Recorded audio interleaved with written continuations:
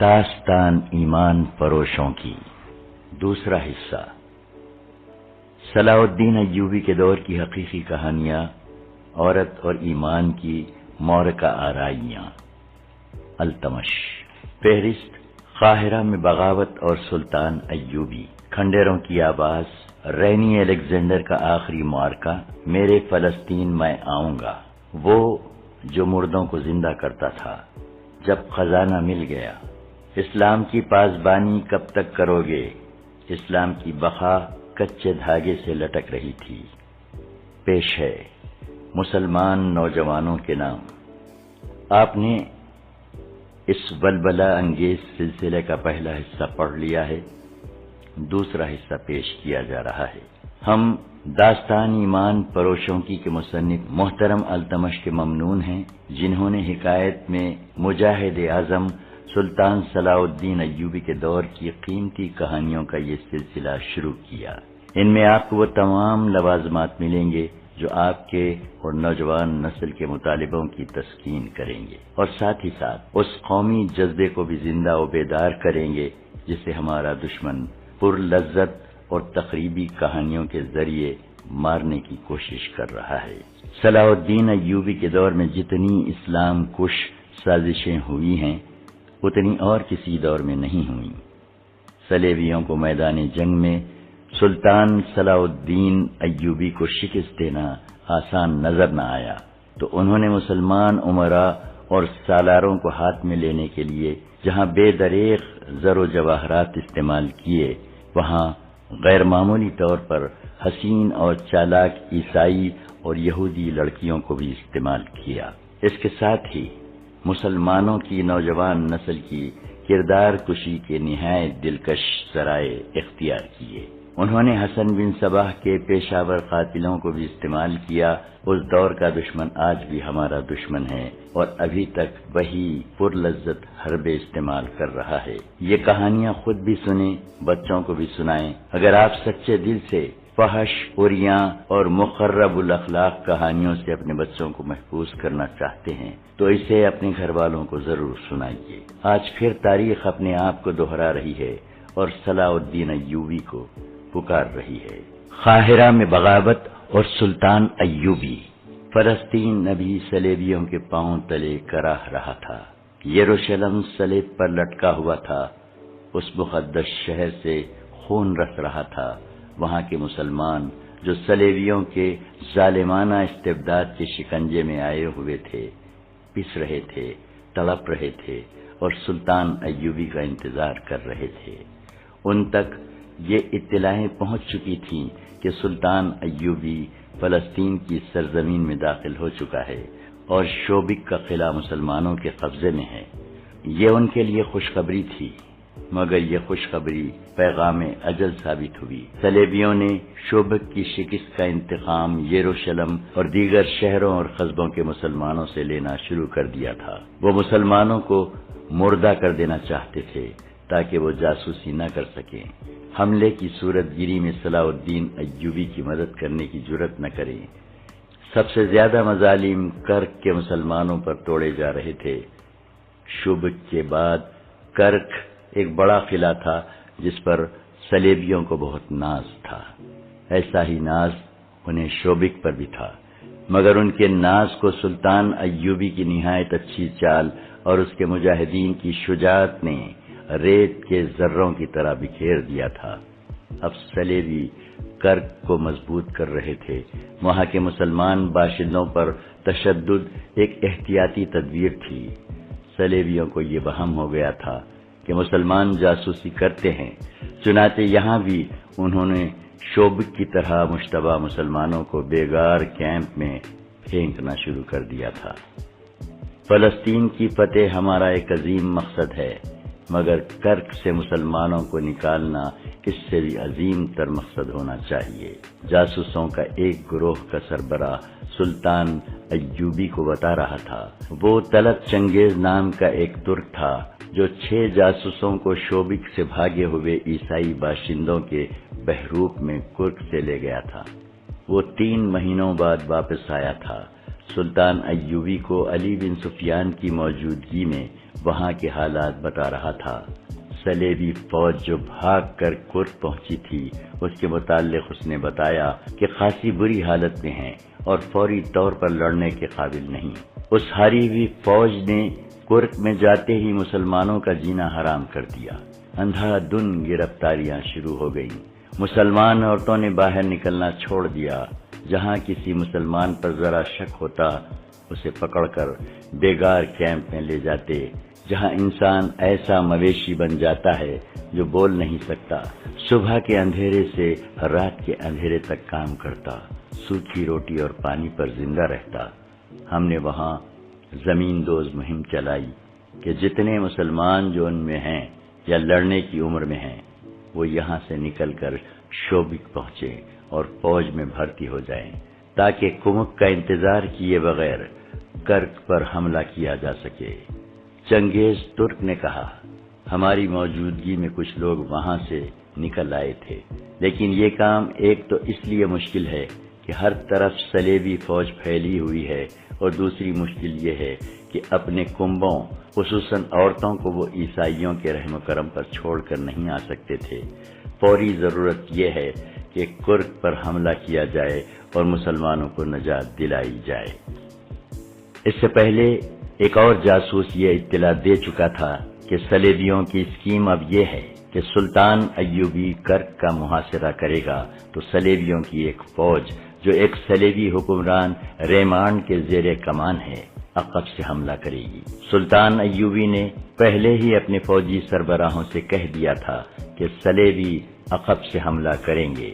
اس صورتحال کے لیے اسے زیادہ فوج کی ضرورت تھی، اس لیے چنگیز کو رخصت کر کے علی بن سفیان سے کہا، جذبات کا تقاضا یہ ہے کہ ہمیں فوراً کرک پر حملہ کر دینا چاہیے۔ میں اچھی طرح اندازہ کر سکتا ہوں کہ وہاں کے مسلمان کس جہنم میں پڑے ہوئے ہیں، لیکن حقائق کا تقاضا یہ ہے کہ اپنی صفوں کو مستحکم کیے بغیر آگے ایک قدم نہ اٹھاؤ۔ ضرب اس وقت لگاؤ جب تمہیں یقین ہو کہ کاری ہوگی۔ ہم ان عورتوں اور بچوں کو نہیں بھول سکتے جو دشمن کے ہاتھوں ذلیل و خوار اور قتل ہوئے ہیں۔ یہ ہمارے گمنام شہید ہیں، یہ قوم کی عظیم قربانی ہے۔ میں انہی کی آبرو اور انہی کے وقار کے لیے فلسطین لینا چاہتا ہوں۔ اگر میرا مقصد یہ نہ ہو تو جنگ کا مقصد ڈاکہ اور لوٹ مار رہ جاتا ہے۔ وہ قوم جو اپنی ان بچیوں اور بچوں کو بھول جائے جو دشمن کے استبداد میں ذلیل و خوار اور قتل ہوئے، وہ قوم ڈاکوؤں اور رہزنوں کا گروہ بن جاتی ہے۔ اس قوم کے افراد دشمن سے انتقام لینے کی بجائے ایک دوسرے کو لوٹتے، ایک دوسرے کو دھوکے اور فریب دیتے ہیں۔ ان کے حاکم قوم کو لوٹتے اور عیش و عشرت کرتے ہیں، اور جب دشمن انہیں کمزور پا کر ان کے سر پر آ جاتا ہے تو کھوکھلے نعرے لگا کر قوم کو بے وقوف بناتے اور دشمن کے ساتھ درپردہ سودا بازی کرتے ہیں۔ وہ اپنے ملک کا کچھ حصہ اور اس حصے کی آبادی نہایت رازدارانہ طریقے سے دشمن کے حوالے کر کے باقی ملک میں اپنی حکمرانی قائم رکھتے ہیں۔ پھر وہ اور زیادہ عیش اور لوٹ کھسوٹ کرتے ہیں، کیونکہ وہ جانتے ہیں کہ دشمن انہیں بخشے گا نہیں۔ یہ عیش چند روزہ ہے، لہذا قوم کی رگوں سے خون کا آخری قطرہ بھی جلدی جلدی نچوڑ لو۔ سلطان ایوبی نے ایسی متعدد قوموں کے نام لیے اور کہا وہ توسیع پسند تھے۔ ان کے سامنے اس کے سوا کوئی مقصد نہ تھا کہ ساری دنیا پر بادشاہی کریں اور دنیا بھر کی دولت سمیٹ کر اپنے قدموں میں ڈھیر لگا لیں۔ انہوں نے دوسری قوموں کی عصمت دری کی اور ان کی اپنی بیٹیاں اور بہنیں دوسروں کے ہاتھوں بے آبرو ہوئیں۔ ان قوموں کے حکمران پرائی زمین پر ہلاک ہوئے اور ان کا نام و نشان کس نے مٹایا؟ ان قوموں نے جو غیرت مند تھیں اور جنہیں احساس تھا کہ ان کی زمین کو اور ان کی عصمت کو دشمن نے ناپاک کیا ہے اور اس کا انتقام لینا ہے۔ ہم بھی حملہ آور ہیں، صلیبی بھی حملہ آور ہیں، لیکن ہم میں فرق ہے۔ وہ دور دراز ملکوں سے ہمارے مذہب کا نام و نشان مٹانے آئے ہیں۔ وہ اس لیے آئے ہیں کہ مسلمان عورتوں کو اپنی گرفت میں لے کر ان کے بطن سے صلیبی پیدا کریں۔ ہم ان کی آبرو کے دفاع کے لیے حملہ آور ہوئے ہیں۔ اگر ہم کفر کے طوفان کو نہ روکیں تو ہم بے غیرت ہیں، اور ہم مسلمان نہیں اور اگر اسلام کا دفاع اس انداز سے کریں کہ دشمن کے انتظار میں گھر بیٹھے رہیں اور جب وہ حملہ آور ہو تو اپنے گھر میں اس کے خلاف لڑیں اور پھر فخر سے کہیں کہ ہم نے دشمن کا حملہ پسپا کر دیا ہے، تو یہ ثبوت ہے ہماری بزدلی کا۔ دفاع کا طریقہ یہ ہوتا ہے کہ دشمن تمہیں مارنے کے لیے نیام سے تلوار نکالنے لگے تو تمہاری تلوار اس کی گردن کاٹ چکی ہو، وہ کل حملے کے لیے آنے والا ہو تو آج اس پر حملہ کر دو۔ میرے پاس اس کا ایک ہی علاج ہے کہ محترم نور الدین زنگی سے کمک مانگی جائے، علی بن سفیان نے کہا، اور کرک پر حملہ کر دیا جائے، یہ بھی نقصان دہ ہوگا۔ سلطان ایوبی نے کہا، زنگی کے پاس اتنی فوج موجود رہنی چاہیے کہ صلیبی ہمارے عقب پر حملہ کریں تو زنگی ان کے عقب پر حملہ کر سکے۔ میں مدد مانگنے کا قائل نہیں، اس کے بجائے میں یہ بھی کر سکتا ہوں کہ کرک میں چھاپا مار دستے بھیج کر صلیبیوں کا جینا حرام کیسے رکھوں۔ مجھے امید ہے کہ ہمارے جاسوس چھاپا مار صلیبیوں کی جڑیں چوہوں کی طرح کاٹتے رہیں گے، مگر اس کی سزا وہاں کے بے گناہ مسلمان باشندوں کو ملے گی۔ چھاپا مار تو اپنا کام کر کے ادھر ادھر ہو جائیں گے، وہ ہر قسم کی سختی اور مصیبت جھیل سکتے ہیں، ہمارے نہتے بہن بھائی کچلے جائیں گے۔ البتہ اس تجویز پر غور کرو کہ وہاں سے مسلمان کنبوں کو نکالنے کا کوئی خفیہ انتظام کیا جائے۔ حملے میں کچھ وقت لگے گا، ہمیں خاصی بھرتی مل گئی ہے، کرک کے جوان بھی آ گئے ہیں اور آ رہے ہیں۔ میں محسوس کرنے لگا ہوں کہ ہمیں یہاں کے مسلمان باشندوں کے متعلق اپنی پالیسی میں تبدیلی کرنی پڑے گی۔ صلیبیوں کے محکمہ جاسوسی اور سراغ رسانی کے سربراہ ہرمن نے کہا، قلعے کرک میں چند ایک صلیبی بادشاہ، ان کی فوجی کمانڈر اور انتظامیہ کے حکام جمع تھے۔ وہ جوں اپنی ہاری ہوئی فوج کو دیکھ رہے تھے، ان کی عقل پر غصہ اور انتقام غالب آتا جا رہا تھا۔ وہ شکست کو بہت بڑی فتح میں بدلنا چاہتے تھے۔ ان میں ان کی انٹیلیجنس کا سربراہ ہرمن واحد آدمی تھا جو ٹھنڈے دل سے سوچتا اور عقل کی بات کرتا تھا۔ وہ دیکھ رہا تھا کہ اس کے صلیبی بھائی کرک کے مسلمان باشندوں کے ساتھ کیسا وحشیانہ سلوک کر رہے ہیں۔ اس نے کہا، آپ نے یہی سلوک شوبک کے مسلمانوں کے ساتھ روا رکھا تھا۔ اس کا نتیجہ یہ تھا کہ انہوں نے وہاں مسلمانوں کے کیمپ سے اس مسلمان فوجی کو بھگا دیا جسے ہم نے خطرناک جاسوس سمجھ کر قید میں ڈال دیا تھا۔ مجھے یقین ہے کہ اسے وہاں کے مسلمانوں نے پناہ دی تھی۔ وہ قلعے کے اندرونی حالات اور دفاع کو سمجھ گیا تھا۔ اس کے علاوہ صلاح الدین ایوبی نے ہمارے قلعے کی دیوار جو توڑی تھی، اس میں اندر کے مسلمانوں کا بھی ہاتھ تھا۔ وہ آپ کے سلوک سے اس قدر تنگ آئے ہوئے تھے کہ انہوں نے جان کی بازی لگا کر مسلمان فوج کی مدد کی، اور جب فوج کا ہراول دستہ اندر آیا تو مسلمانوں نے اس کی رہنمائی کی۔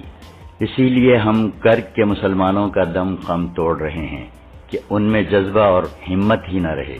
ایک صلیبی سالار نے کہا، اس کے بجائے اگر آپ انہیں اپنا دوست بنا لیں تو وہ آپ کی مدد کریں گے۔ ہرمن نے کہا، اگر آپ مجھے اجازت دیں تو میں پیار و محبت سے انہیں ان کا مذہب تبدیل کیے بغیر صلیب کا گرویدہ بنا لوں گا۔ میں انہی مسلمانوں کو مسلمانوں کے خلاف لڑا دوں گا۔ تم بھول رہے ہو ہرمن، ایک مشہور صلیبی بادشاہ ریمانڈ نے کہا، تم چند ایک مسلمانوں کو لالچ دے کر انہیں غدار بنا سکتے ہو، مگر ہر ایک مسلمان کو اسلامی فوج کے خلاف نہیں کر سکتے۔ پوری قوم غدار نہیں ہو سکتی۔ ہرمن، تم ان لوگوں پر اتنا بھروسہ نہ کرو، ہم انہیں دوست نہیں بنانا چاہتے، ہم ان کی نسل ختم کرنا چاہتے ہیں۔ کوئی بھی غیر مسلم کسی مسلمان کے ساتھ محبت کرتا ہے تو اس کا مطلب یہ ہے کہ وہ اسلام سے محبت کرتا ہے، جبکہ ہمارا مقصد اسلام کا خاتمہ ہے۔ کرک میں، یروشلم میں، اقا، عدلیہ میں اور جہاں بھی صلیب کی حکمرانی ہے، مسلمانوں کو اس قدر پریشان کرو کہ وہ مر جائیں یا وہ صلیب کے آگے گھٹنے ٹیک دیں۔ مسلمانوں کے ساتھ جو کچھ ہو رہا ہے وہ صلاح الدین ایوبی کو باقاعدہ معلوم ہوتا جا رہا ہے۔ ہرمن نے کہا، آپ اسے اکسا رہے ہیں کہ وہ کرک پر جلدی حملہ کرے۔ آپ یہ بھول رہے ہیں کہ ہماری فوج فوری حملے کے آگے ٹھہرنے کے قابل نہیں۔ اس کا حل یہ نہیں کہ ہم یہاں کے مسلمان باشندوں کو سر پر بٹھا لیں۔ فیلپس اگسٹس نے کہا۔ آپ لوگ مسلمان جنگی قیدیوں کو ابھی تک پال رہے ہیں، انہیں قتل کیوں نہیں کر دیتے؟ اس لیے کہ ایوبی ہمارے قیدیوں کو قتل کر دے گا۔ گے آف لوزینان نے جواب دیا، ہمارے پاس مسلمانوں کے کل 361 جنگی قیدی ہیں، مسلمانوں کے پاس ہمارے 1275 قیدی ہیں، کیا ہم ایک مسلمان کو مارنے کے لیے 4 صلیبی نہیں مروا سکتے؟ اگسٹس نے کہا، ہمارے وہ قیدی جو صلاح الدین کے پاس ہیں بزدل تھے، وہ لڑنے کی بجائے قید ہوئے، وہ زندہ رہنا چاہتے تھے، وہ مسلمانوں کے ہاتھوں مر جائیں تو اچھا ہے، تم اطمینان سے مسلمان قیدیوں کو ختم کر دو۔ کیا مسلمان باشندوں کے ساتھ درندوں جیسا سلوک کر کے اور مسلمان جنگی قیدیوں کو قتل کر کے تم صلاح الدین ایوبی کو شکست دے دو گے؟ سالار کے عہدے کے ایک صلیبی نے کہا، اس وقت فوج کے سامنے مسئلہ یہ ہے کہ ایوبی اگر پیش قدمی کرایا تو اسے کس طرح روکیں گے اور اس سے شوبک کا قلعہ واپس کس طرح لیا جا سکتا ہے؟ کر کے تمام مسلمانوں کو قتل کر دو، پھر کیا ہوگا؟ ایوبی کی طرح تم اپنی نظر میں وسعت کیوں نہیں پیدا کرتے؟ کیا ہرمن بتا سکتا ہے کہ مصر میں اس کی زمین دوز کارروائیاں کیا ہیں اور کامیابی کتنی ہیں؟ توقع سے زیادہ، ہرمن نے جواب دیا۔ علی بن سفیان صلاح الدین ایوبی کے ساتھ شوبک میں ہیں، اس نے قاہرہ سے اس کی غیر حاضری سے بہت فائدہ اٹھایا ہے۔ قاہرہ کے نائب ناظم مصلح الدین کو فاطمیوں نے اپنے ساتھ ملا لیا ہے۔ مصلح صلاح الدین ایوبی کا معتمد خاص ہے، لیکن اب ہمارے ہاتھ میں ہے۔ فاطمیوں نے درپردہ اپنا ایک خلیفہ مقرر کر دیا ہے، وہ قاہرہ کے اندر سے بغاوت اور سوڈانیوں کے حملے کا انتظار کر رہے ہیں۔ ہمارے فوجی افسر سوڈان اور سوڈانیوں کی فوج تیار کر رہے ہیں۔ قاہرہ میں صلاح الدین ایوبی جو فوج چھوڑ آیا ہے، اس کے 2 نائب سالار ہمارے ہاتھ میں کھیل رہے ہیں۔ ادھر سے سوڈانی حملہ کریں گے، قاہرہ میں بغاوت ہوگی اور فاطمی اپنی خلافت کا اعلان کر دیں گے۔ تم لوگ یہ بھول رہے ہو کہ صلاح الدین ایوبی اس قدر تیز آدمی ہے کہ کرب پر حملہ کر کے قاہرہ پہنچ جائے گا۔ ریمانڈ نے کہا، اسے یہیں رہنے پر مجبور کرنے کے لیے ضروری ہے کہ اسے یہیں الجھا لیا جائے۔ اس کا ایک طریقہ یہ ہے کہ اس کا راستہ روک لیا جائے اور اس کا ایک بھی سپاہی قاہرہ تک نہ پہنچ سکے۔ مجھے 100% امید ہے کہ قاہرہ میں جو اس کی فوج ہے وہ اس کے کام نہیں آ سکے گی، ہرمن نے کہا۔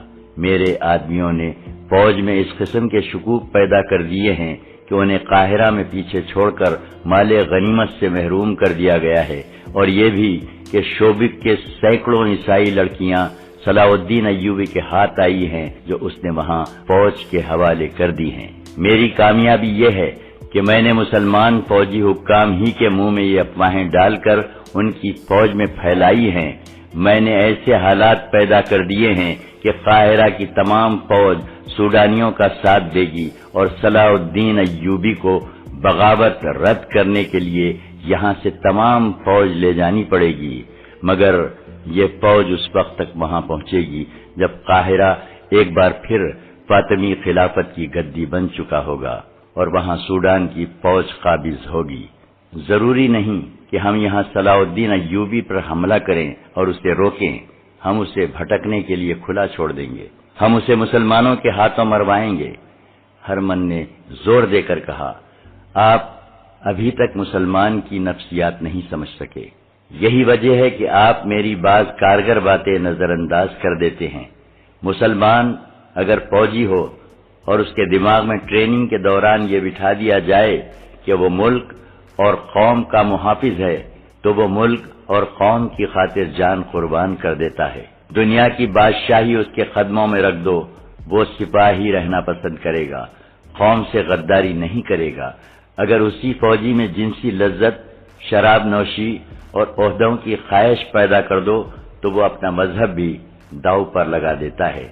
ہم نے جن مسلمان فوجی حکام کو اپنے ساتھ لایا ہے ان میں یہی خامیاں پیدا کی تھیں اور کر رہے ہیں، مگر فوجی کو غدار بنانا اتنا آسان نہیں جتنا انتظامیہ کے حکام کو اپنے ہاتھ میں لینا آسان ہے۔ ہرمن نے کہا، انتظامیہ کے ہر حاکم میں عمرا اور وزراء کے صف میں آنے کی شدید خواہش ہوتی ہے، ان لوگوں پر بادشاہ بننے کا خبط سوار ہے۔ مسلمان کی تاریخ دیکھیں، ان کے رسول صلی اللہ علیہ وسلم کے بعد یہ لوگ خلافت پر ایک دوسرے سے لڑتے رہے ہیں۔ ان کے جنرلوں نے نہایت دیانتداری سے اپنا کام جاری رکھا، وہ دوسرے ملکوں کو تیغ کرتے رہے اور اسلامی سلطنت کو وسیع کرنے کی کوشش کرتے رہے، لیکن ان کے خلیفوں نے جہاں دیکھا کہ فلاں جرنیل ایسا مقبول ہو گیا ہے کہ اس کی فتوحات کی بدولت قوم اسے خلیفہ سے زیادہ مقام دینے لگی ہے، تو خلیفہ اور اس کے حواریوں نے اس جرنیل کو غلط احکام دے کر اسے ذلیل اور رسوا کر دیا۔ خود خلیفہ کی گدی مخالفین سے محفوظ نہ رہی، مخالفین کی نگاہ اسلامی سلطنت کی وسعت سے ہٹ کر خلافت کے حصول پر مرکوز ہو گئی۔ جرنیل ہارتے چلے گئے، ان کے فتح کیے ہوئے علاقے ان کے ہاتھ سے نکلتے چلے گئے۔ اسی کا نتیجہ ہے کہ آج ہم عرب میں بیٹھے ہیں۔ صلاح الدین ایوبی انہی جرنیلوں میں سے ہے جو سلطنت کو انہی سرحدوں تک لے جانا چاہتا ہے جہاں تک یہ پہلے جرنیلوں نے پہنچائی تھی۔ اس شخص میں خوبی یہ ہے کہ وہ انتظامیہ اور خلافت کی پرواہ نہیں کرتا۔ اس نے مصر کی خلافت کو اپنے ارادوں کے سامنے رکاوٹ بنتے دیکھا تو خلیفہ کو ہی معزول کر دیا۔ یہ دلیرانہ قدم اس نے فوجی طاقت اور اپنی فہم و فراست کے بلبوتے پر اٹھایا ہے۔ ہر من بولتا جا رہا تھا، تمام حکمران اور صلیبی کمانڈر انہماک سے سن رہے تھے۔ وہ کہہ رہا تھا، صلاح الدین ایوبی اپنی قوم کی اس کمزوری کو سمجھ گیا ہے کہ غیر فوجی قیادت گدی کی خواہش مند ہے، اور یہ خواہش ایسی ہے جو زن اور زر پرستی اور شراب نوشی جیسی عادتیں پیدا کرتی ہے۔ ہم نے صرف ان فوجی افسروں کو ہاتھ میں لیا ہے جو اقتدار کے خواہش مند ہیں، اسی لیے ہم زیادہ تر اثر انتظامیہ کے سربراہوں پر ڈال رہے ہیں۔ فوج کو کمزور کرنے کا طریقہ یہ ہے کہ اسے لوگوں کی نظروں میں رسوا کر دیا جائے۔ یہ کام میرا ہے جو میں کر رہا ہوں۔ آپ شاید میری تائید نہ کریں، لیکن میں آپ کو بتا دینا چاہتا ہوں کہ آپ صلاح الدین ایوبی کو میدان جنگ میں آسانی سے شکست نہیں دے سکتے۔ وہ صرف لڑنے کے لیے نہیں لڑتا، اس کے عزم کی بنیاد ایک ایسے منصوبے پر ہے جسے اس کی ساری فوج سمجھتی ہے۔ اس کی بنیادی خوبی یہ ہے کہ وہ اپنے خلیفہ سے یا غیر فوجی قیادت سے حکم نہیں لیتا۔ وہ کٹر مسلمان ہے۔ وہ کہتا ہے کہ میں خدا اور قرآن سے حکم لیتا ہوں۔ میرے جو جاسوس بغداد میں ہیں انہوں نے اطلاع دی ہے کہ ایوبی نے نور الدین زنگی کو ساتھ ملا کر یہاں سے انقلابی تجاویز بھیجی ہیں جن پر عمل درآمد شروع ہو گیا ہے۔ ایک یہ ہے کہ امیر العلماء سے یہ فتویٰ صادر کرایا گیا ہے کہ خلافت صرف ایک ہوگی اور یہ بغداد کی خلافت ہوگی۔ یہ خلافت دوسرے ممالک کے متعلق احکام نافذ کرنے اور سمجھوتوں کی بات چیت کرنے سے پہلے اعلیٰ فوجی قیادت سے منظوری لے گی۔ جنگی امور فوج کے ہاتھ میں ہوں گے۔ خلیفہ دور دراز علاقوں میں لڑنے والے جنرلوں کو کوئی حکم نہیں بھیج سکتا۔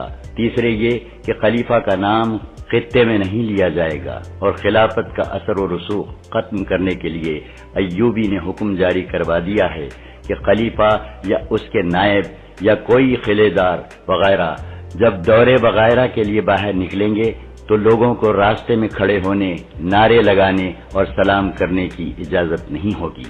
صلاح الدین ایوبی نے سب سے اہم کام یہ کیا ہے کہ سنی شیعہ تفرقہ مٹا دیا ہے۔ ہرمن نے کہا، اس نے شیعوں کو فوج اور انتظامیہ میں پوری نمائندگی دے دی ہے اور نہایت پر اثر طریقوں سے شیعہ علماء کو قائل کر لیا ہے کہ وہ ایسی رسمیں ترک کر دیں جو اسلام کے منافی ہیں۔ صلاح الدین کے یہ انقلابی اقدامات ہمارے لیے نقصان دہ ہیں۔ ہم مسلمانوں کے انہی خامیوں کو استعمال کرنا چاہتے ہیں۔ اب ہماری کوشش یہ ہونی چاہیے، جو دراصل جاری ہے، کہ مسلمانوں کی انتظامی قیادت کو صلاح الدین ایوبی اور اس کی فوج کے خلاف کیا جائے، صرف آج نہیں، ہمیشہ کے لیے۔ فلپ اگسٹس جو مسلمانوں کا کٹر دشمن تھا بولا، ہماری عداوت صرف صلاح الدین سے نہیں، ہماری جنگ اسلام کے خلاف ہے۔ ہماری کوشش یہ ہونی چاہیے کہ ایوبی مر جائے تو یہ قوم کوئی دوسرا ایوبی پیدا نہ کر سکے۔ اس قوم کو عقیدوں، غلط اور بے بنیاد عقیدوں کے ہتھیاروں سے مارو، ان میں بادشاہ بننے کا جنون طاری کر دو، انہیں عیاش بنا دو اور ایسی روایات پیدا کر دو کہ یہ لوگ خلافت کی گدی پر آپس میں لڑتے رہیں، پھر خلافت کو ان کی فوج پر سوار کر دو۔ میں یقین کے ساتھ کہتا ہوں کہ یہ قوم ایک نہ ایک دن صلیب کی غلام ہو جائے گی۔ اس کا تمدن، اس کا مذہب صلیب کے رنگ میں رنگا ہوا ہوگا۔ وہ بادشاہی اور خلافت کے حصول کے لیے آپس میں دست و گریباں ہوں گے اور اپنے مخالفین کو دبانے کے لیے ہم سے مدد مانگیں گے۔ اس وقت ہم میں سے کوئی بھی زندہ نہ ہوگا۔ ہماری روحیں دیکھیں گی کہ میں نے جو پیشن گوئی کی ہے وہ حرف بحرف سچ ثابت ہوئی ہے۔ اسلام کی جڑیں کھوکھلی کرنے کے لیے یہودی تمہیں اپنی لڑکیاں پیش کر رہے ہیں، انہیں استعمال کرو۔ یہودیوں کو صرف اس لیے اپنا دشمن سمجھو کہ وہ یروشلم کو اپنا مقدس شہر اور فلسطین کو اپنا گھر سمجھتے ہیں۔ انہیں کہو کہ فلسطین تمہارا ہے، آخر میں یہ خطہ ہم تم ہی کو دیں گے، ابھی ہمارا ساتھ دو۔ لیکن یہ احتیاط ضرور کرنا کہ یہودی بہت چالاک قوم ہے، اسے جب تمہاری طرف سے خطرہ نظر آیا تو تمہارے ہی خلاف ہو جائے گی۔ اس کی دولت اور اس کی لڑکیاں استعمال کرو اور اس کے عوض انہیں فلسطین پیش کرو۔ قلعے شوبک اور قلعے کرک سے بہت دور ایک ایسا وسیع خطہ تھا جو مٹی، ریت اور سلوں کی پہاڑیوں اور اونچی نیچی چٹانوں میں گھرا ہوا تھا۔ یہ خطہ کم و بیش 1.5 میل وسیع اور چوڑا تھا۔ اس میں بہت سارا علاقہ ریتیلا میدانی تھا اور اس میں کھڈ بھی تھے اور کم اور اونچی ٹیکریاں بھی۔ جب صلیبی حکمران اور کمانڈر اسلام کی بیخ کنی کے منصوبے بنا رہے تھے اور نہایت پرکشش اور خطرناک طریقے وضع کر رہے تھے، صحرا کا یہ خطہ میدان جنگ بنا ہوا تھا۔ ہزاروں پیادہ، عسکری گھوڑ سوار اور شتر سوار بھاگ دوڑ رہے تھے۔ تلواریں اور برچھیوں کی انمیاں چمک رہی تھیں۔ گھوڑوں اور اونٹوں کی دوڑ سے گرد گہرے بادلوں کی طرح آسمان کی طرف اٹھ رہی تھی۔ اس گرد میں پرچھائیاں بھی اڑ رہی تھیں، تیر بھی۔ پیادہ سپاہی گھوڑوں سے آگے نکل جانے کی رفتار سے دوڑنے کی کوشش کر رہے تھے۔ گھوڑ سوار کھڈ پھلانگ رہے تھے۔ ارد گرد پہاڑیوں کی چوٹیوں پر 2 سپاہی آرام آرام سے گھوم پھر رہے تھے۔ ایک پہاڑی کے دامن میں آگ کے شعلے اڑتے اور پہاڑی سے ٹکرا کر پھڑکتے اور بجھ جاتے تھے۔ شور و غل آسمان کو ہلا رہا تھا۔ صلاح الدین ایوبی گھوڑے پر سوار ایک بلند چٹان پر کھڑا یہ نظارہ انہماک سے دیکھ رہا تھا۔ وہ بہت دیر سے اس میدان کے ارد گرد کی چٹانوں پر گھوم رہا تھا۔ اس کے ساتھ اس کے 2 نائب تھے۔ میں آپ کو یقین دلا سکتا ہوں کہ جس رفتار سے سکھلائی ہو رہی ہے، نئے سپاہی چند دنوں میں تجربے کار ہو جائیں گے۔ ایک نائب نے کہا، آپ نے جن سواروں کو وہ اتنا چوڑا کھڈ پھلانگتے ہوئے دیکھا تھا، وہ سب کرک سے آئے ہوئے سوار ہیں۔ میں انہیں اناڑی سمجھتا تھا۔ تیر اندازوں کا معیار بھی اچھا ہو رہا ہے۔ میدان جنگ کا یہ منظر دراصل ٹریننگ تھی جس کے متعلق سلطان ایوبی نے بڑے سخت احکام جاری کیے تھے۔ ارد گرد سے بہت سے جوان فوج میں بھرتی کیے گئے تھے اور کرک سے بھی بہت سے مسلمان چوری چھپے نکل آئے تھے۔ یہ سلطان ایوبی کے جاسوسوں کا کمال تھا کہ کرک سے بھی جوان حاصل کر لیے تھے۔ شوبک کے وہ مسلمان جنہوں نے صلیبیوں کا ظلم و تشدد برداشت کیا تھا، جوش و خروش سے سلطان ایوبی کی فوج میں شامل ہوئے تھے۔ ان کی ٹریننگ کا انتظام وہیں کر دیا گیا تھا۔ سلطان ایوبی اس میں ذاتی دلچسپی لے رہا تھا۔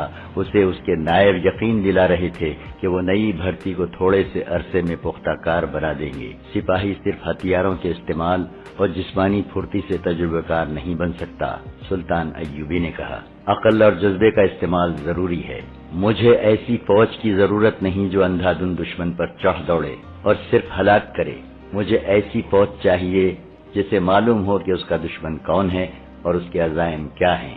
میری فوج کو علم ہونا چاہیے کہ یہ اللہ کی فوج ہے اور اللہ کی راہ میں لڑ رہی ہے۔